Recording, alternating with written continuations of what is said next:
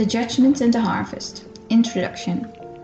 Thou, it is the crowning work of our salvation, and of the setting up of the kingdom of Christ upon earth. Yet the investigative judgment is one of the least understood and most mystified and confused Bible subjects of the age.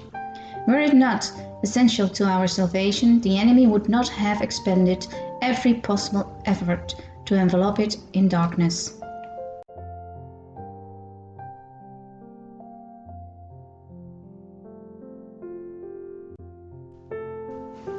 Imperative, then, is the unremitting need to search the Scriptures as for hidden treasure, and to beseech God for the guidance of His Spirit in order rightly to understand this all-important subject. In vain thou any search for truth, unless the motive be to learn and to do the will of God. Hence, if any man, says Jesus, will do His will, he shall know of the doctrine, whether it be of God. John 7, verse 17.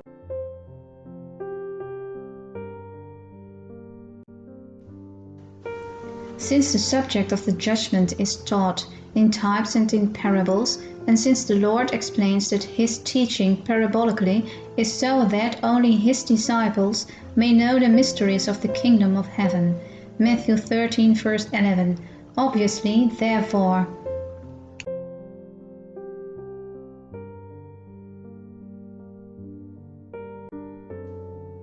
none but His followers can understand the whole truth. The kingdom of heaven, he says, is like unto treasure, hid in a field, the which when a man hath found hid it, and for joy thereof goeth and selleth all that he hath, and buyeth that field.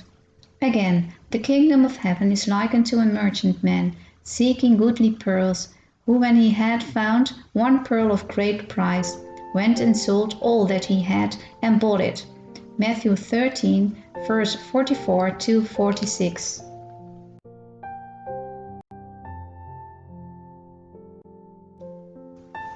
In these parables, Christ clearly sets forth present truth as the indispensable condition to the establishing of His kingdom, and supreme effort as the indispensable condition to entering into it.